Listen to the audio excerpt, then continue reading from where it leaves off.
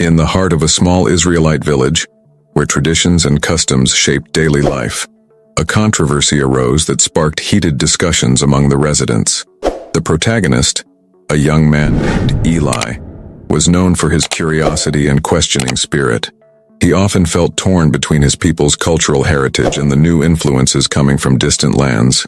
Recently, Eli had become interested in tattoos, a common practice in some cultures but strange, and even condemned among the Israelites. The moral dilemma consumed him.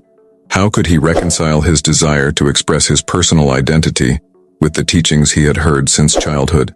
The Bible, in Leviticus 19:28, clearly said, "Do not make cuts in your body for the dead, or put tattoo marks on yourselves. I am the Lord." These words echoed in his mind, creating an internal conflict that left him restless. Eli knew that his choices could not only affect his own life, but also provoke the disapproval of his family and friends. The expectation of a confrontation with tradition and the quest for his own truth made his journey even more challenging.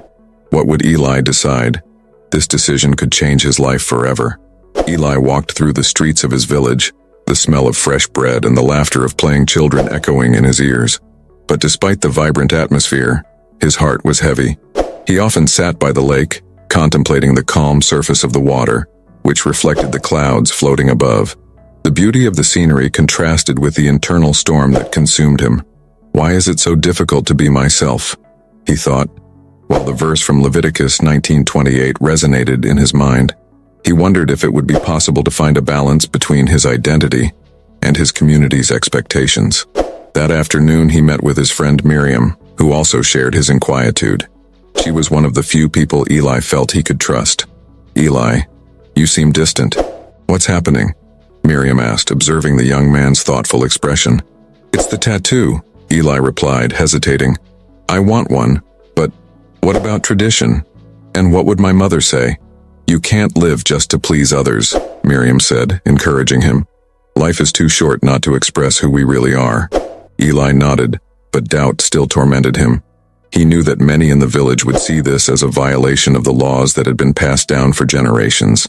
He heard the voices of his neighbors, always quick to condemn what they considered wrong.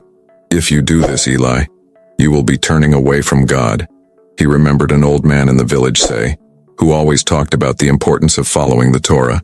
Meanwhile, as night approached, Eli heard the murmurs of his family at the dinner table, talking about customs and the importance of maintaining tradition. His father, a respected man in the community, said, "We must always remember the words of the Lord, which guide us on the right path." Eli felt a lump in his throat. "But what if my path is different?" he whispered to himself as he looked at the plate in front of him, the food becoming a mere detail amidst the whirlwind of thoughts.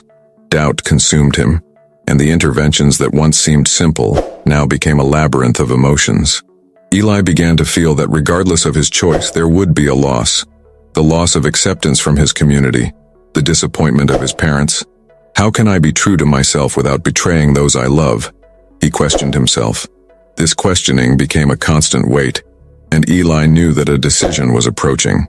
He needed to choose between following tradition or seeking his own truth, and this choice could shape his future in ways he could not yet comprehend.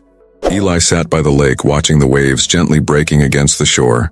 The silence around him was profound, but in his mind chaos was forming. He remembered the words of Proverbs 22:6.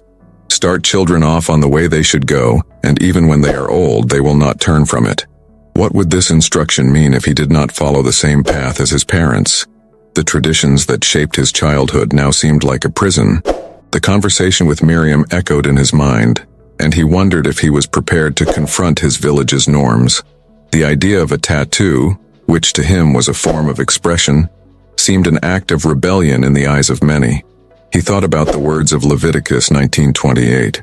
"Do not cut your bodies for the dead or put tattoo marks on yourselves." The prohibition seemed clear, but Eli felt that his true identity was being suffocated under the weight of tradition. That night after dinner, the atmosphere at home was tense. His father spoke fervently about the importance of maintaining traditions, and Eli felt a wave of revolt growing within him. "How can I honor God if I am not true to myself?" he thought, remembering Galatians 1:10. "Am I now trying to win the approval of human beings, or of God? Or am I trying to please people?" The internal struggle increased, and he realized that his quest for authenticity was putting him in conflict not only with himself, but also with his family and the community.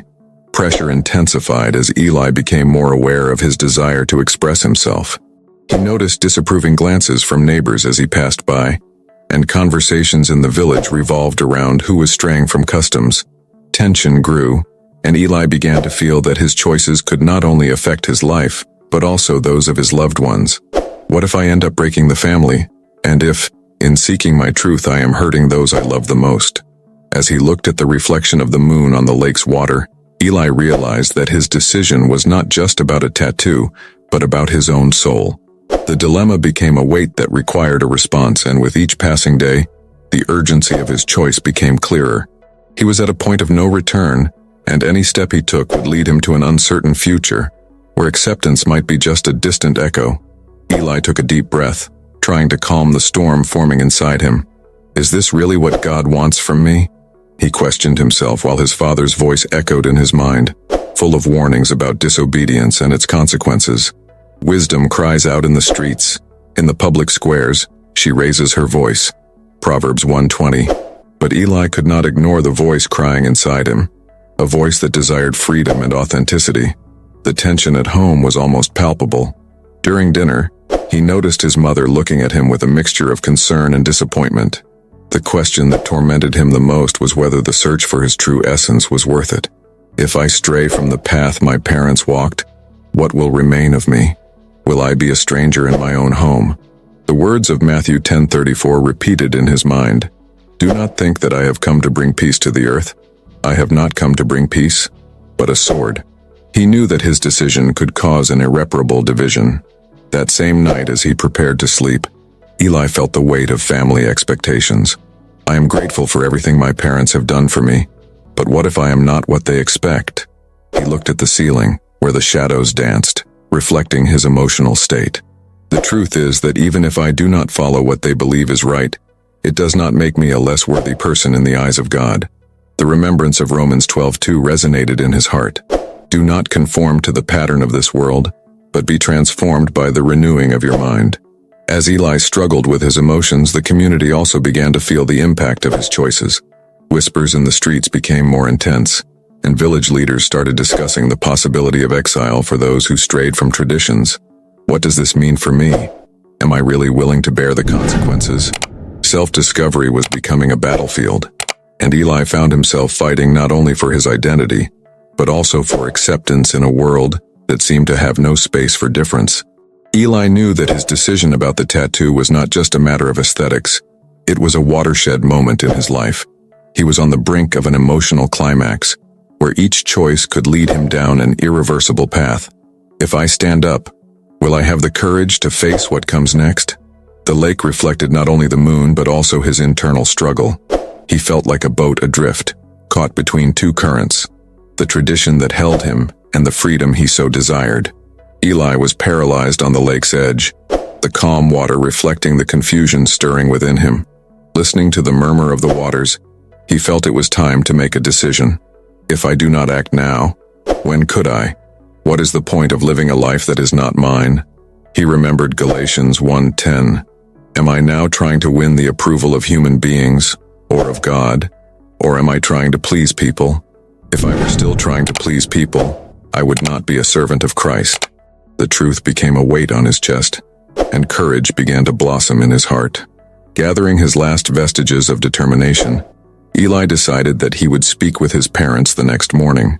He needed to be honest about his intentions to get a tattoo, even knowing that it could break bonds he considered unbreakable. God gave me the freedom to be who I am. I cannot let fear of others' reactions stop me from truly living. On the sunny morning, the atmosphere in the house was tense. The smell of coffee was not enough to mask the anxiety that hung in the air. When he finally sat at the table, he saw his mother's eyes fill with expectation. Mother, Father, I need to talk to you, Eli began, his voice trembling. I know you have dreams for me, but I cannot live the life you want. I want to get a tattoo. It is an expression of who I am. The silence that followed was deafening. His father's face twisted with disgust, and Eli saw disappointment in his mother's eyes. "You do not understand, Eli," his father said, his voice firm, almost like a confrontation. "This is not just an aesthetic choice. It is a rejection of everything we have built. It is a sin." Those words cut like a blade. Eli felt the pain of rejection, but also a wave of liberation. In his mind, he repeated Romans 14:8, "If we live for the Lord, and if we die for the Lord." He realized that he could not please everyone, and that his journey was personal. Tears welled up in his mother's eyes, and Eli saw that the wound was open. But he also knew that true love requires honesty. The confrontation had begun, and each of them was now facing their own beliefs and emotions. Eli felt that, despite the discomfort, a thread of hope was forming.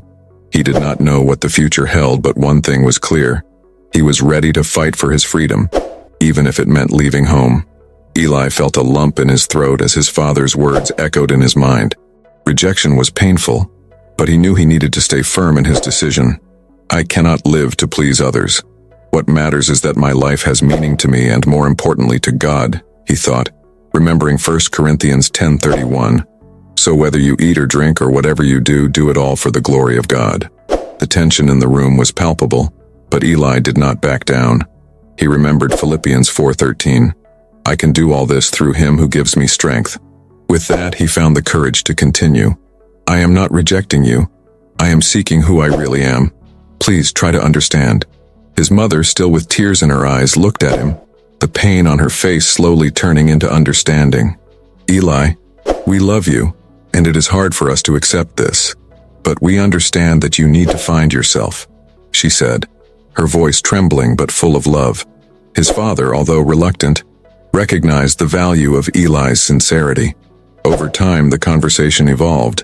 They talked about the difference between beliefs and values and how God's love manifests in acceptance and freedom. Eli remembered Galatians 5:1, "It is for freedom that Christ has set us free." The tension in the room began to dissipate, and a sincere dialogue was formed. In those moments, Eli felt that he was beginning to build a new understanding with his parents. He realized that true freedom was not just about the tattoo, but about accepting himself and allowing others to love him for who he really was. Reflecting on all this, Eli understood that love requires courage and honesty. He thought about how each of us needs to face our own fears and expectations to find our true identity. While his parents moved away from the initial shock, Eli knew that the journey was still far from over. But now there was a path of reconciliation ahead of him. The narrator observes that Eli's story is a lesson about the importance of living according to one's own truth, even in the face of resistance. Love is a powerful bond that can overcome misunderstandings, and true freedom comes from living authentically. Acceptance and unconditional love are the pillars that sustain relationships, and each of us is called to embrace our own journey, trusting that by doing so, we are following God's will for our lives.